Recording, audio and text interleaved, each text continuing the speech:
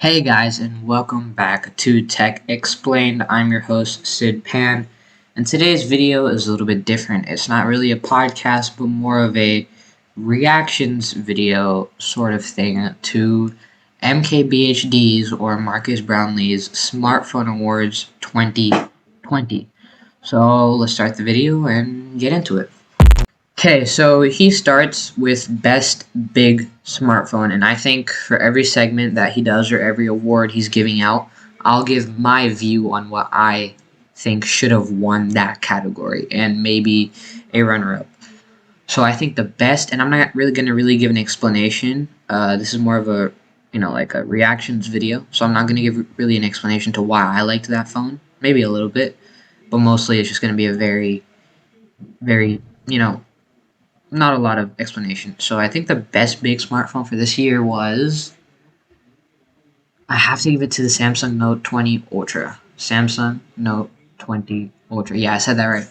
I said Samsung Note 20 Ultra just because I think Samsung killed it this year with the Note 20 Ultra. The cameras, just the phone in general, I think it was just an amazing package for the price that they had. Of course, the Note 20 was a joke, and maybe I'll cover that in a future video. But the Note 20 Ultra, I think, was one of was the best big phone on the market that came out in 2020. If I was to give a runner-up, I would give it to the Asus ROG Phone 3. I think it's the Phone 3. If not, then future Sid will tell you if it was a Phone 3 or not. And I think the Asus ROG Phone 3, or just Asus ROG phone line in general, it started with the 2. It's the spec king. It has everything. It has a huge, huge battery. People have used it for 3 days without it dying. So huge battery. It crushes in the spec department. I think Asus has to chill out on the design. Those RGB lights, and then the back design and the camera module, I think, and the camera in general, I think that they have a little bit of work to go there. But on paper, the Asus ROG Phone 3 crushed it just like the Asus ROG Phone 2 did. And yeah, that's my winner and my runner-up. Now let's see what he says. The best big smartphone. So most phones are pretty big already nowadays, but I like to reward what I would call the best use of space. So if you're going to carry like a genuinely huge phone, you want it to have the best use of that extra space. It's got to have a big screen. It's got to have a big battery. Yeah, I completely agree with him at that point. It's just, if you have that much space, you should do something with it. If you're not, you're just wasting material, wasting money, wasting the consumer's money, and just nobody wins. Like, if you have that much space and you're giving your phone, and your design team is making a phone that big, just cram specs into it, I think that's where the Asus ROG phone comes in. It just crammed specs into it, and I really love that. So yeah. And a lot of big features taking advantage of that space. And there's a lot of competitors in that category this year, a lot of really big phones. But the winner overall for the best big phone of 2020 is going to go to this guy right here. This is the Xiaomi Mi 10 Ultra. So Xiaomi Mi 10 Ultra. Okay, so my thoughts on the Xiaomi Mi 10 Ultra. Why did I not give that it was a good phone, good cameras, good screen, good everything from Xiaomi, a respectable company. Look at the design, look at the phone, and personally for me, the look of the phone is a big deal. Look at the camera module. You can clearly see grease and fingerprints on there. The finish. I just think that they failed in the design department. The reason I gave the best big smartphone award to the Note 20 Ultra is because it has all that space. It has everything that you would expect from a big smartphone, and it looks clean. It looks sick. This, I don't know. I don't like it. I don't know. I just don't like it. I just don't like how it looks. I may be being a little bit harsh, but That's my thought on it. Congrats to Xiaomi on their first smartphone award ever. They made an absolute monster phone this year. This was like the 120 phone. It had a 120x zoom on that camera, a 120 hertz display on the front. 120 hertz display. I'll give that some points on the phone. Yeah, 120 display, 120 hertz display. I'll give them some points there. But again, it's the design that threw me off. And 120 watt fast charging included in the box. That's the fastest I've ever seen in a phone. That's supposed to get you 40% battery in 5 minutes of being plugged in, which is ridiculous.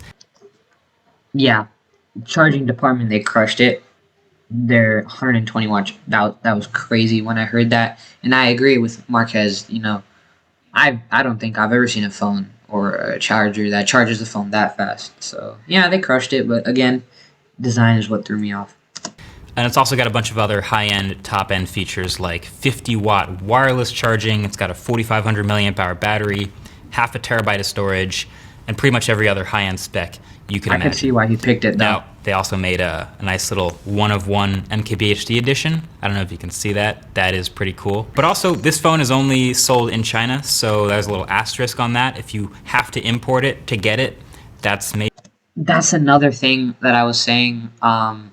I didn't say it, but I was thinking it's only in China, so if you want it here, you're gonna have to import it, and that's just a hassle. And again, that's why I picked the Note 20 Ultra, because I could be wrong, but I'm pretty sure it's worldwide. This phone is China. You'll need to import it, and that's another thing. Just getting your hands on it in the first place to see those specs may be difficult. So I just couldn't give a winner to that. Maybe what you're into, but there are some runner-ups that should definitely be recognized. Now, I think a no-brainer for this category is also Samsung Galaxy Note 20 Ultra. Okay, so he gave my winner the runner-up, and I don't blame him. I can easily see why he gave the Xiaomi the award, but at least he mentioned what the Note 20 Ultra, my top pick for 2020. It's a good phone, and I picked it for my winner. He picked it for his runner-up. Another huge phone with a lot of really big features. They fit the stylus in the side of the phone again, 4,500 milliamp hour battery, huge camera system, huge display, and a notorious competitor in the big phone. Okay, so I'm going to put a side-to-side picture of the Note 20 Ultra and the Xiaomi, whatever that was, Mi 10 Ultra, whatever this name was, and just tell me, if you had to pick the phone over purely design, what would you pick? And that's what edged it over. Again, I didn't pick solely on design. They were both, at par with each other. But the design is really what put the Note 20 Ultra on top for me. Phone category. And I'm also going to give a shout out, a little mention, to the Asus, where is it on the table? The ROG Phone 3. Oh no. Okay, so he mentioned both the phones that I gave awards to in the runner-up section. I'm fine with that. He's obviously more experienced, and he obviously has more different preferences from me. But at least it's good to see that we saw eye to eye, at least on some degree. I can't find it. There's so many phones here. Ah, here it is. Okay. ROG Phone 3. We already know this phone's got a gigantic battery. It's also got a huge front-facing speaker system, which you really don't see often in most. The speakers, I completely forgot about that. ROG, Asus, with your ROG Phone 2 and 3. Guys, speakers are amazing, and I just love what you did there. Amazing. Just amazing. I think if Asus makes their phone look a little bit more low-key, they don't make it so flashy, and when you take it out of your pocket, it screams gamer, I think it could give Samsung and Apple some trouble in the spec department for sure. It's already giving them trouble in the spec department. But for actual sales and style points, if they went a little bit more low-key and they made it a little bit more visually appealing to, the greater percentage of consumers, it has a potential to be up there with flagships from Samsung, Apple, and these huge companies we see playing around up there. most phones this year, and so you have to give it props for that. If it's using the extra space the way big phones should, that's worth Yeah, I recognizing. agree. All right, on to the next category. All right, so next up is the best compact phone of the year. I don't have a runner-up for this. iPhone 12 mini. iPhone 12 mini, my favorite phone of 2020, hands down. I love the design. I love how it looks, the color options they've done so much in that tiny phone. Good cameras, the flagship level experience at a smaller scale, at a lesser price. Immediate, no hesitation. iPhone 12 mini. I don't think I have a runner up. Do I have a runner up? I don't think I have a runner up for this category. Best compact phone, iPhone 12 mini, hands down. That's it. This is kind of like the opposite. So most phones are big. It's actually kind of rare to see a great, compact, small, flagship level smartphone. And so because there's still a market for it, we like to reward.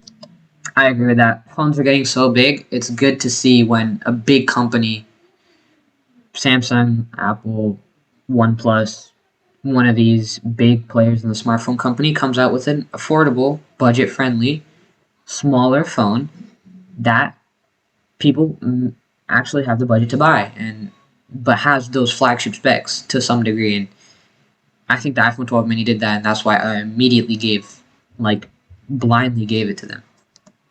When that's done well. This one, I think, is actually a little closer than you might expect. But the winner for best compact smartphone of 2020 is the iPhone 12 mini. Okay, he agrees with. I mean, look, I don't know if you doubt that.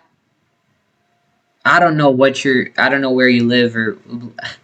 Look, you guys have your own opinions. I have mine, but this was hands down, I think, the best compact phone. And surprisingly, Apple made it. It's kind of budget friendly.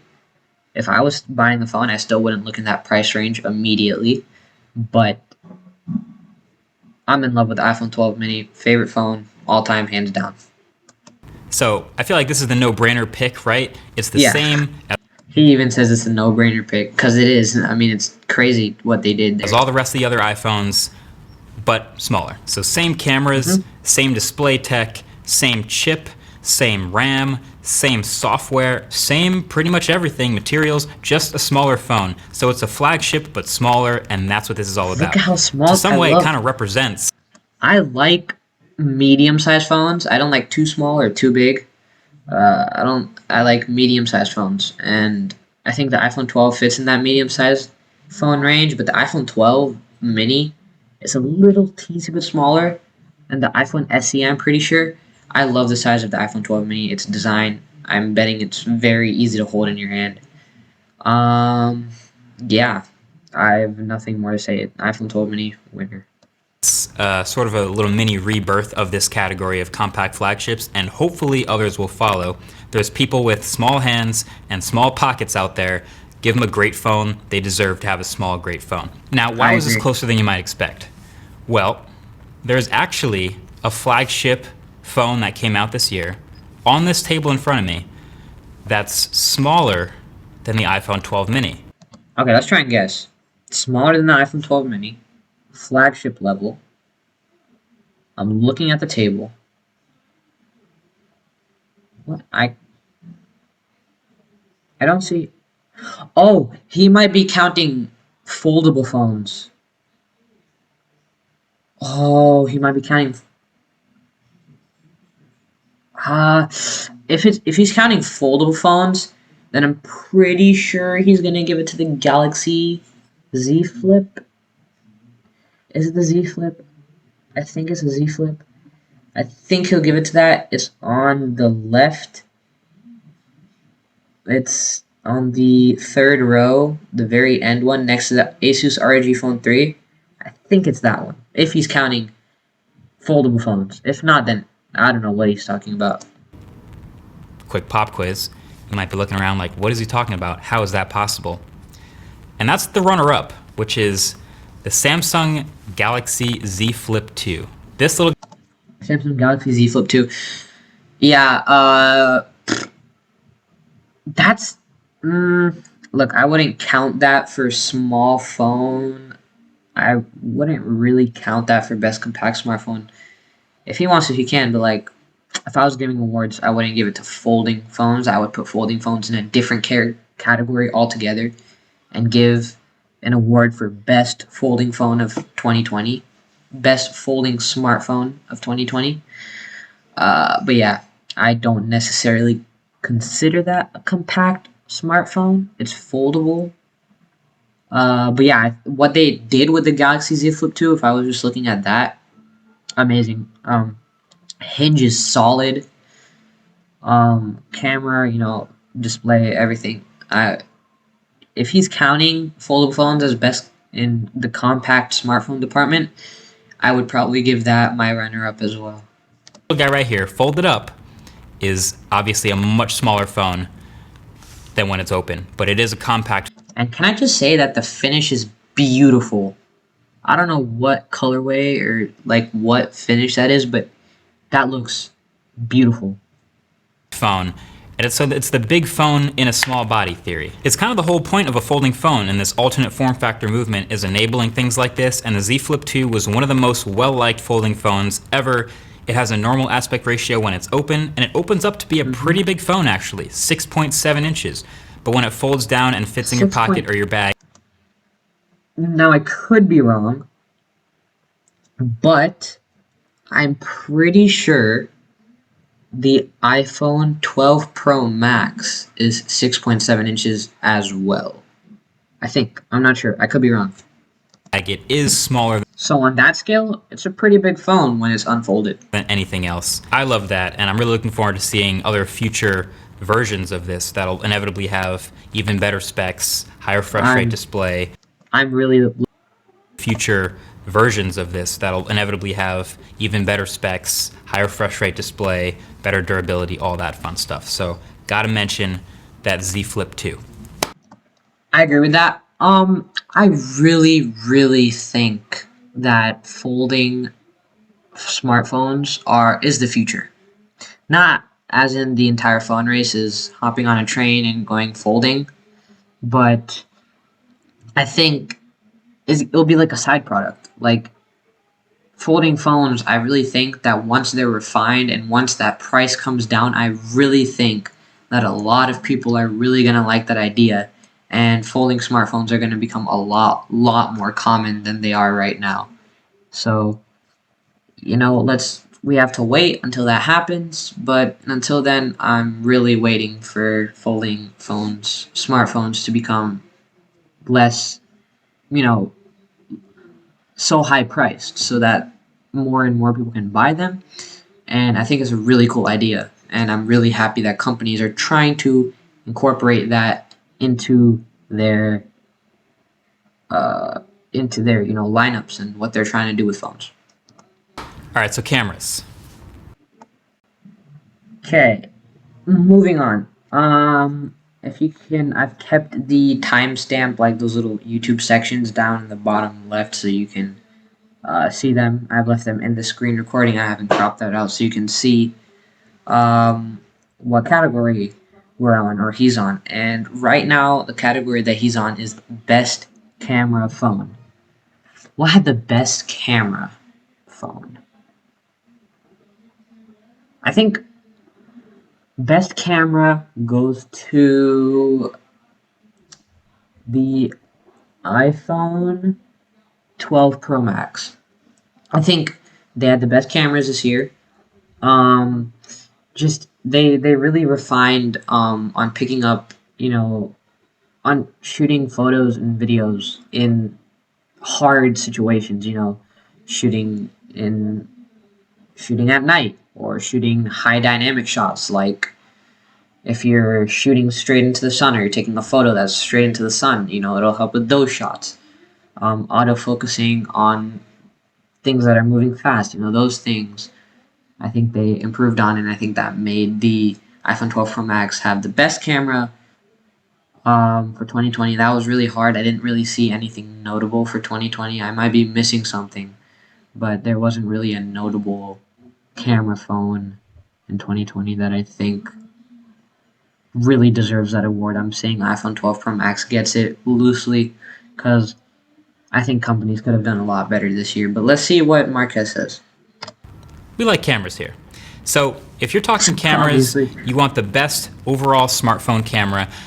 Turns out there's actually a lot of really good smartphone cameras on this table here, to the point where the difference between them could come down to preference, as we showed with the blind smartphone camera test.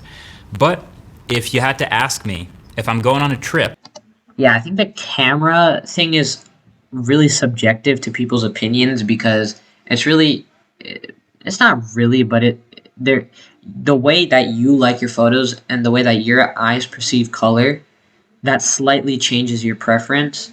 So it's kind of a loose niche to, to pick the best smartphone camera.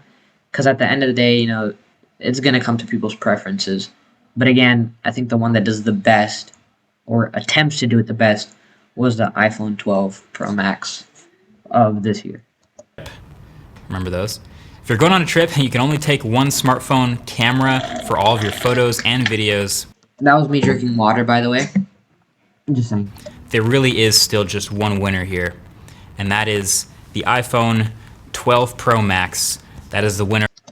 Okay, I was actually not thinking he was going to say iPhone 12 Pro Max because, MKBHD, if you guys don't know who he is, he has like 13 million subscribers on YouTube. He's a really established tech reviewer. He's been doing this for a long time. And I thought, maybe he reviewed a phone or maybe he did something that I didn't catch. But it turns out that the iPhone 12 Pro Max really was the best camera of 2020. Winner for best smartphone camera 2020. So look, a lot of people care about camera. The best smartphone camera of the year. I personally don't. I don't think that a phone should have the best camera. It should be able to take good shots, but I'm not an Instagram influencer who needs really good shots. Neither am I, neither am I a photographer. But I really, I don't know. But camera doesn't really matter to me that much. So yeah, it doesn't really matter to me that much. But let's see what he has to say. Year this year, just from its prowess across the board with photos and videos and versatility, goes to this highest end iPhone, and they've reclaimed their crown. It's just hard to beat overall. And I will say, and I've definitely said in the past, I don't think it's that hard to beat. Again, I was expecting a lot more from the Pro Max. I was expecting a lot more from the Note 20 Ultra. I don't know if that's just me, but I think it was very beatable. And 2020, and 2020, and we're going to like these portless futures and stuff. And personally, again, I don't really care about cameras that much, but I think with the money and the resources they have, they could have given us something new, or they could have improved drastically. And I'm pretty sure he does a biggest bust of the year, and I'm gonna keep you hanging for now, but the camera thing is gonna tie into my thought of the biggest bust of the year.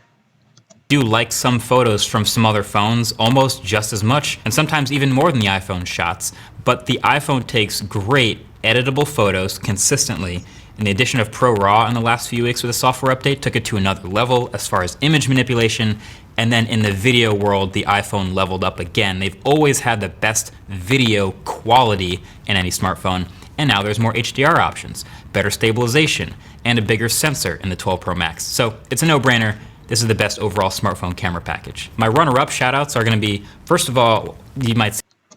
Really, Marquez? Okay, let's see what you give the runner-up to. I didn't give a runner-up because I just thought that the cameras this year weren't that good. Let's see what he gives it to. If I was to give a runner-up, it would probably be one of the Google Pixels. But, I didn't really have a runner-up in mind. See this coming. As I've mentioned, the Pixel 5 still often takes photos that I prefer. Okay, yeah, Pixel 5. Okay, again, wasn't really impressed by the cameras this year, but sure. I have no complaints with what he said so far at all. Over the iPhone's photos, and if I had to only take one for stills photos, I would take Pixel 5. So I definitely want to mention that. And I want to give a shout out to the blind. That's correct. iPhone video processing when you're taking videos is much better. Google's, color science and Just their still photos are still, I think, leagues ahead of other phones. Not leagues ahead, but they're ahead by a margin. Smartphone camera test winner for 2020, which was the Asus Zenfone 7 Pro. Okay, I don't know what Asus did with the Zenfone 7 Pro. I like how they experimented with that weird like flippy thingy, how the back camera actually becomes your front facing camera because it flips around.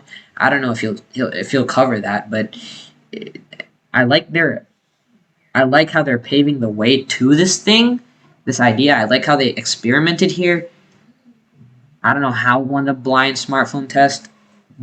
camera test, but sure, whatever. If you watch that video, it was a bit of a surprise winner, but not so surprise. It's Yeah, it was a surprise winner for me, for sure. I was not expecting them to win. got a new triple camera system on the back that just so happens to swivel over and become, I think, the best. Yeah, see, I really like how they like went into that. Like, I don't think there must be someone out there who's already done this, but your your front facing camera becoming your selfie camera, and you're getting the same cameras for both angles. I think that's a really cool idea. Kudos to Asus for experimenting in that genre and showing something new to us. Selfie camera system in any phone.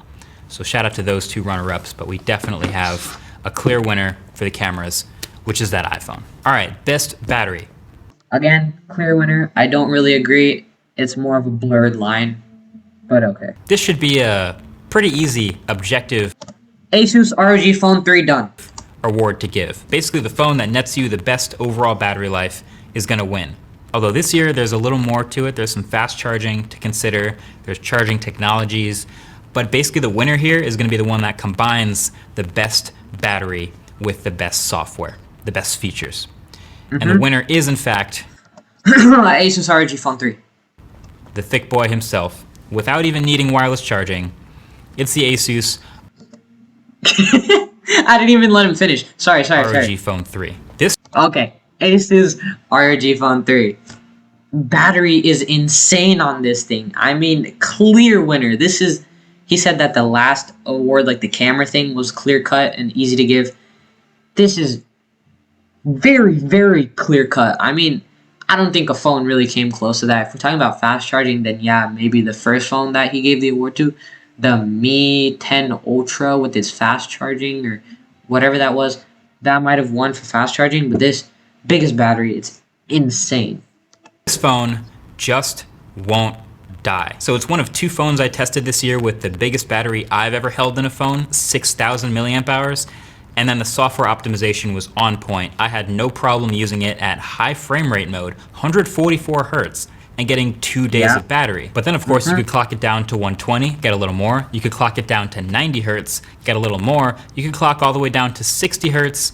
And I never felt the need to do that, but if I did, I would not be shocked if this was a 3-day phone. So major props to that sort of modularity in the battery experience. Clear winner. Easy. But I'll also give a shout out to the other phone I tested this year with a surprisingly thin body and still a 6,000 milliamp hour battery, which is that. Just putting it out there, and I don't like this game. I'm not advertising it at all. Trust me, I hate this game.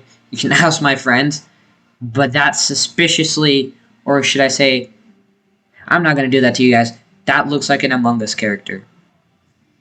That's all I'm going to say.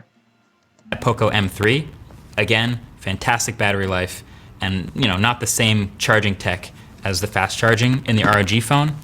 But then also, another quick honorable mention. Shout out to the Samsung M51. I didn't get my hands on it this year. It was released exclusively in India, but that phone dropped with a 7,000.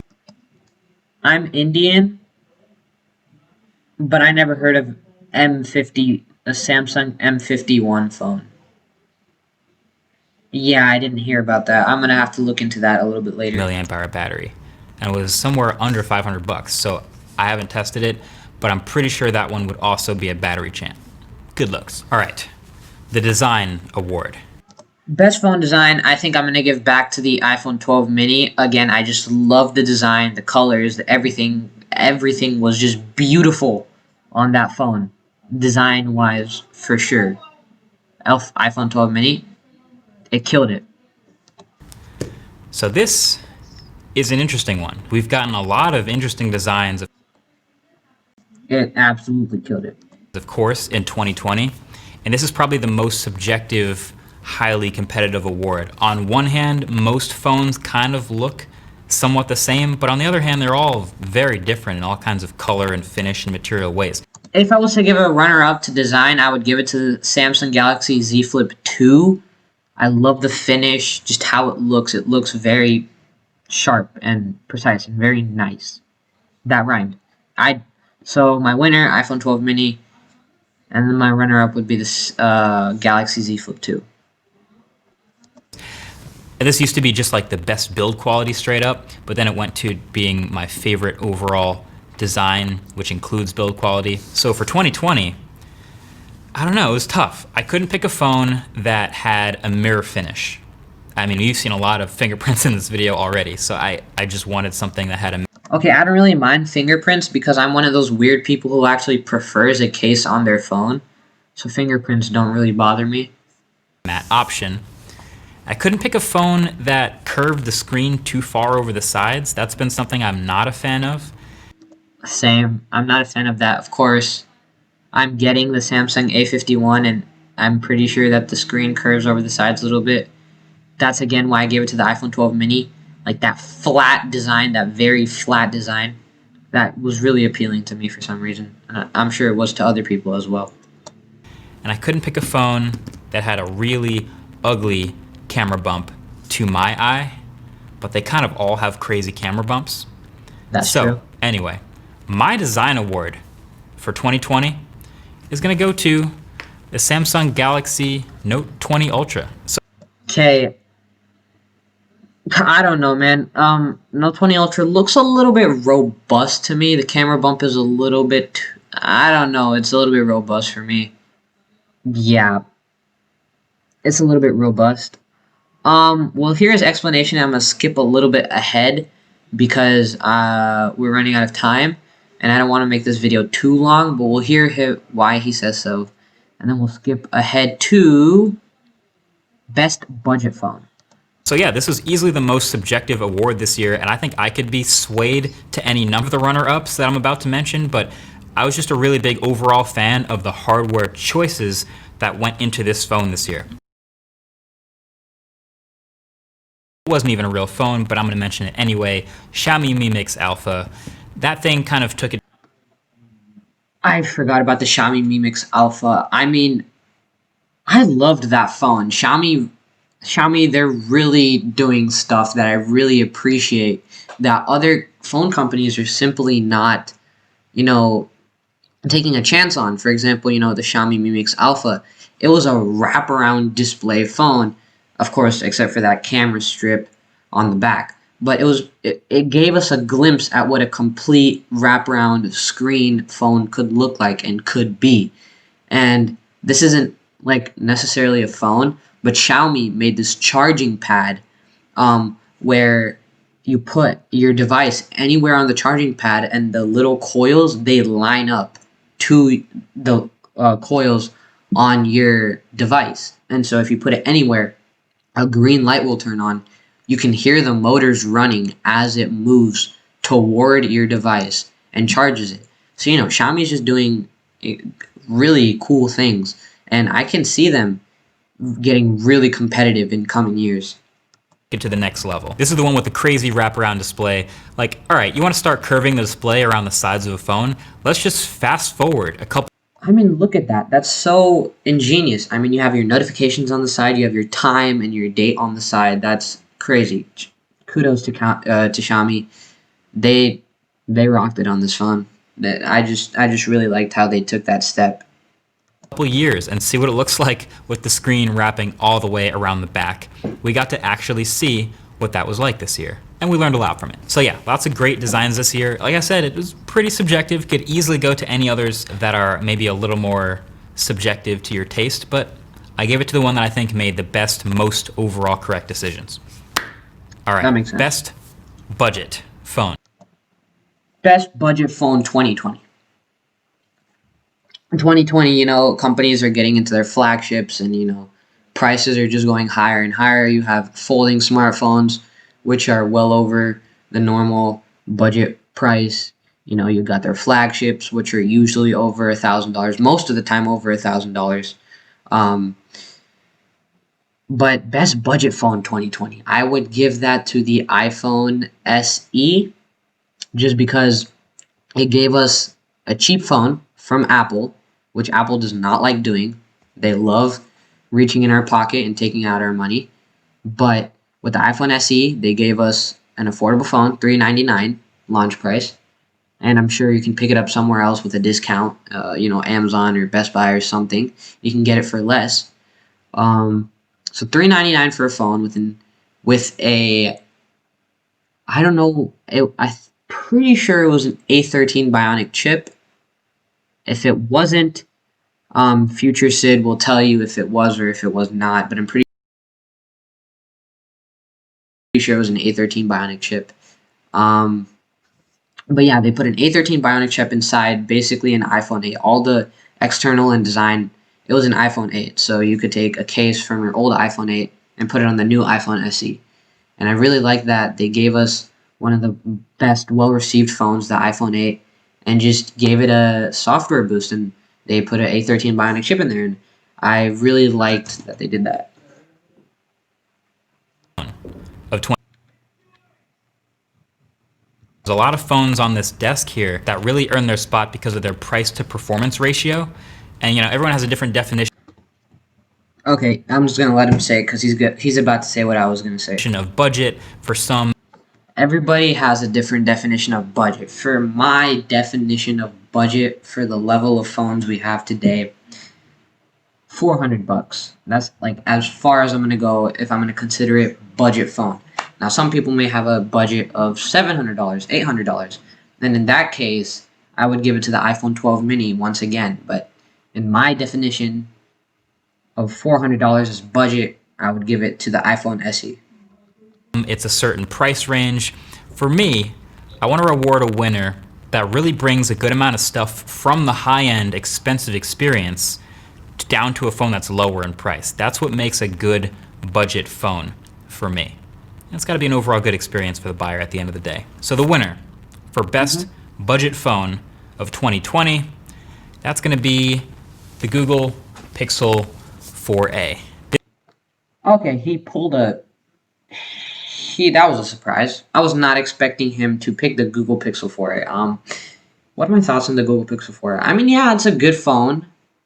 Good cameras, good software. It's from Google. The only thing that I would prefer iPhone over Google is that all companies mine data on you, but I think Google just does it a little bit more than a lot of other companies. So I have a kind of a personal grudge against Google phones, the Google Pixels, because I think that they mine a lot of our data, a lot more than other companies do. So if that was out of the way, then yes, I would choose the Google Pixel 4a as the best budget phone. This was a killer phone. It was kind of a surprise hit, actually, that Google found with this A line starting with the 3A from last year.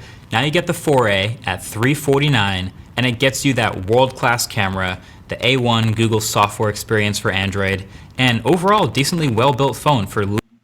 I'm gonna say that is my favorite looking phone. The Google Pixels, like Google Pixel 4a, 3a, they're my favorite looking phones. Like in design wise, they're my favorite looking phones. I just like that matte finish. I like the accents that they put on the on and off switch. It's a really nice looking phone, and the camera bump isn't too big. The camera itself looks really low key. It's a good camera, a really good camera on top of that. So I just really like how the Google Pixel looks. Literally less than half of the price of a lot of comparables out there, plus a headphone jack. It's really good. This turned out to be easily one of Headphone jacks are on their downward descent. There, some phones have it, and the phones that do are cherished. But it's sooner or later is gonna go away, and I don't like that change. But it's going, whether we like it or not. of the best phones to recommend anywhere under $400. So that's quality. My runner-up is also a phone that was a budget version of an expensive line. So again, you're seeing high-end stuff brought down in price. And I'm gonna give a shout out to the iPhone SE. Solid runner-up here. So this was $400, and it was. So you gave my first pick the runner-up. Again, it's at the end of the day, it's down to opinion, but I think that the iPhone SE should have been somewhere. It should have gotten the runner-up or an honorable mention. It was a good phone. It was a good phone for the price that it was a good budget phone.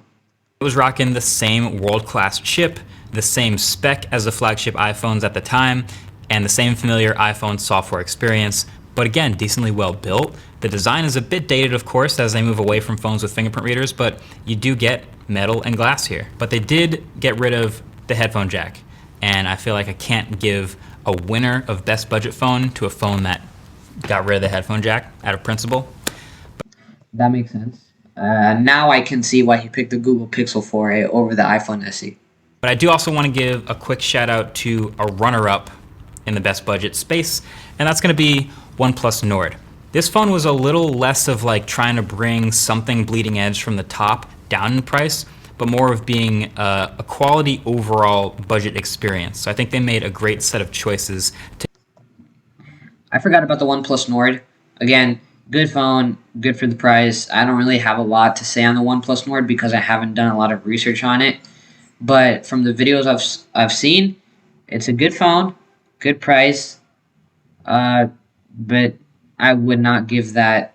I think he gave it the honorable mention, which is what I would give it. I wouldn't give it first place or the runner-up. To keep price low but deliver a consistently really nice phone. So a lot of people are going to like the Nord for that reason. No headphone jack on this phone either. But again, solid bang for the buck. But like I said off the top, it's really hard to go wrong in this category. It heated up a lot. You've got the Moto G series, the Samsung A series, you've got the Poco phones. There's a lot going on. Cheap phones are getting good, like I've said. Let's keep that up. Okay, so biggest bust of the year. The trophy. Biggest bust of the year. Okay, I'm going to get so much hate when I say this. And I'm ready to take that hate. I'm ready to take the heat. I know so many people are not going to like me saying this, but I think, and listen to me, I think the biggest bust of 2020 was the iPhone 12 Pro Max. Stop it. Get some help. Okay. Let me explain. Why did I give the biggest bust to the iPhone 12 Pro Max? Off the top of your head, if you've been keeping up in the smartphone world, you'll immediately go to the Note 20. Not the Note 20 Ultra. Note 20 Ultra was a great phone. The Samsung Note 20. Terrible phone. But I think the iPhone 12 Pro Max was the biggest bust of the year for a few reasons. First reason is because it's an Apple phone. It's supposed to be the best, the grandest, supposed to be Apple. Okay? And I just honestly don't think that the iPhone 12 Pro Max gave itself a reason to be bought. I think that the iPhone 12 Pro and iPhone 12, the iPhone 12 Pro Max didn't really have a big margin between the iPhone 12 Pro and the 12. When we look at the Pro Maxes in Apple, they're supposed to be the biggest, best, everything Apple can give you in a smartphone, right? I just don't think that Apple delivered on the iPhone 12 Pro Max. I just don't think that they delivered. I was expecting so much more from the iPhone 12 Pro Max this year. And it's just not better, you know? It tweaks some things here and there on the camera, sure. Bigger battery, sure, you know, this small stuff, but the changes were so small and incremental that it wasn't a big jump. It wasn't like, okay, do I want the best smartphone or do I want the newest smartphone and its budget? Do I want the iPhone 12, the 12 Pro, or the 12 Pro Max? What differentiates the three models? How is it easy to pick one out of those three? And I just think Apple just did not deliver on the Pro Max, and I was very disappointed when I looked at it. Now, my runner-up would, of course, be the Note 20, and it was a very close call for me, and I know that a lot of people are gonna disagree with me, but I was just expecting so much from the iPhone 12 Pro Max. I wasn't really looking at the Samsung side. I was like, oh, okay, their Note 20 series, their Note 20 Ultra, and the first thing I saw was their Note 20 Ultra. So I was like, oh, such a good phone. Later I found out how big a bust the Note 20 was, but my expectations for Apple, the 12 Pro Max, it was just so high, and what they delivered was just so low. It was just so under the bar that I just can't.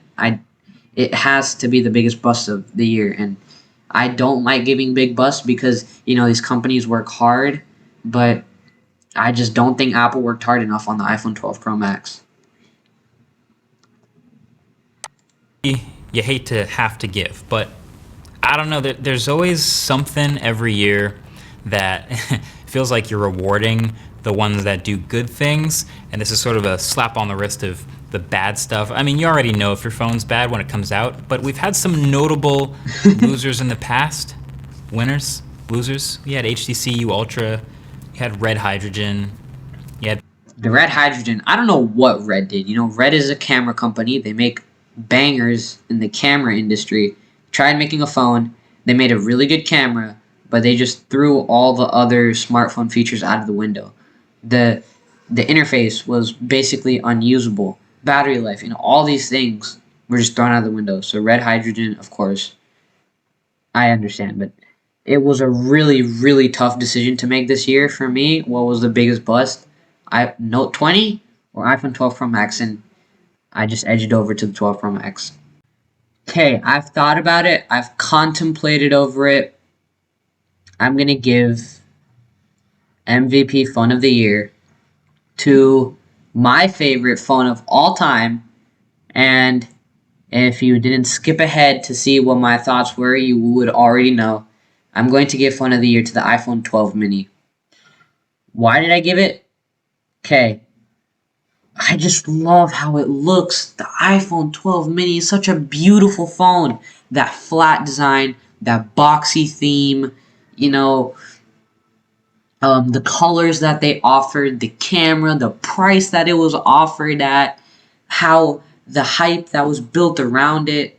I don't think Apple really built that much of a hype, but the hype that was built between me and my friends around that phone, and when it delivered, and it delivered so well, I think I have to give MVP to the iPhone 12 mini.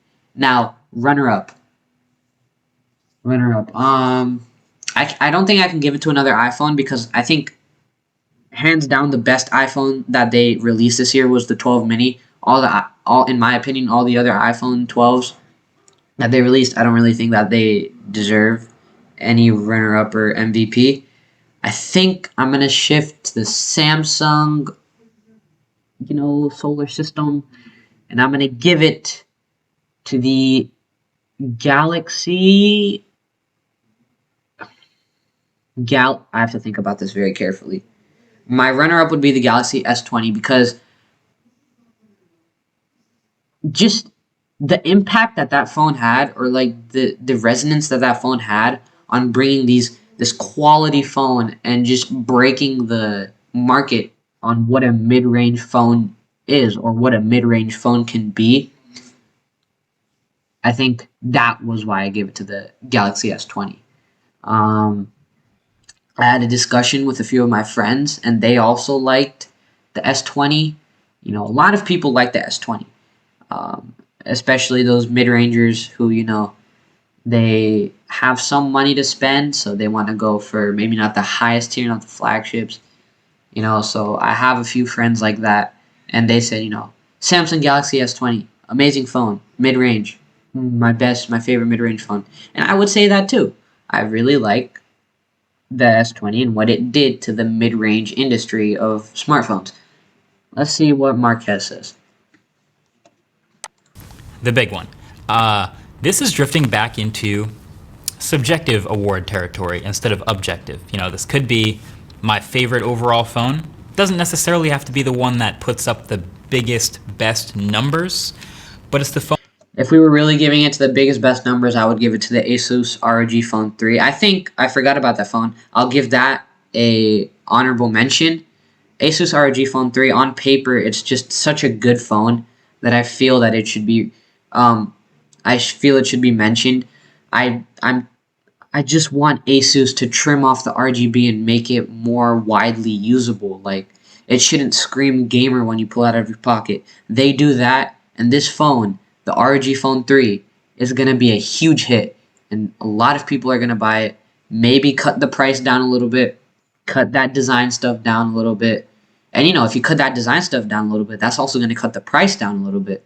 So, do that, and you got an instant hit right there. I'd buy it. I'd recommend it to my friends for sure. Phone that maybe had the biggest impact on what happened this year. It's the phone that maybe was the best overall combination of things. Maybe it's the phone that was in my pocket. But it's the MVP, and it deserves to be recognized to sort of represent the year in phones.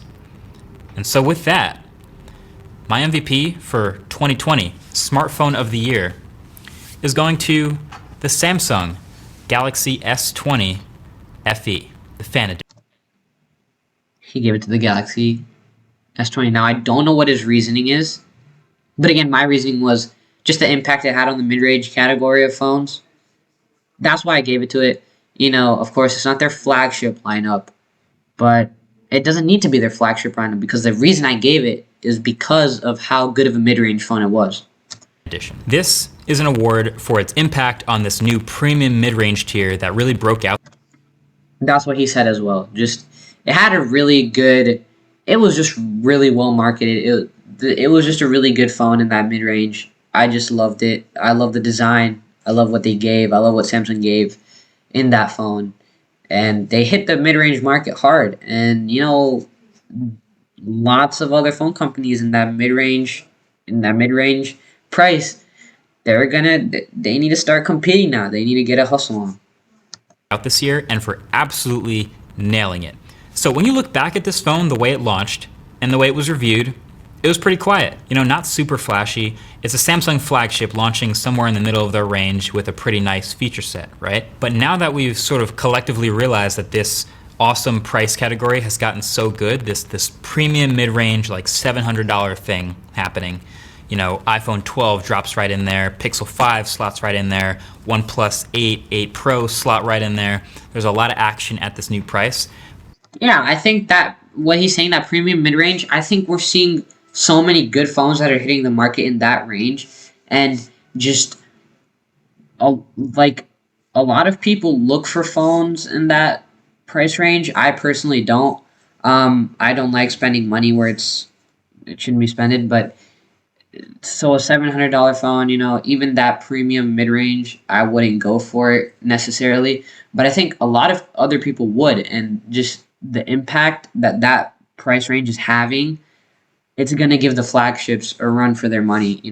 Flagships are going to need to start cutting down their prices, or else, this premium mid-range category is really just going to take over the market entirely. This phone, with its spec sheet and its features, is virtually indistinguishable from a flagship. It nailed it. This phone's $699 and it has a 120 Hz OLED display, flagship spec, and it's flat, which is great. The phone has a high-end triple camera system, which is great. Yeah. It has a Snapdragon 865, a flagship chip, and 6 or 8 gigs of RAM. That's awesome. And the phone has a 4,500 milliamp hour battery. Toss in IP68 water resistance, toss in 5G, toss in fast charging, toss in wireless charging. I mean, it's complete. Really, the only thing you could complain about is this back. It's a plastic back. Yeah, I think the MVP should really go to the most complete phone. Some phones do really good in the camera department. Some phones really do good in their software department. Some phones do really good in the design department. I think the phone that takes the best of everything, puts it together, and gives it at a reasonable price, I think that is what the MVP will be of every year and of every tech reviewer's top list. Because it gets everything, bundles it up, and gives it for an affordable price. And everybody likes that. And I think that phone that fits in that category, that should be given the award. And this phone did that. Of course, it was my honorable mention. But I still think it's a really solid phone, and I think Marquez made a really good pick as making that like the big kahuna of this year, the MVP, the phone of the year. But it is a matte finish. It's less likely to shatter.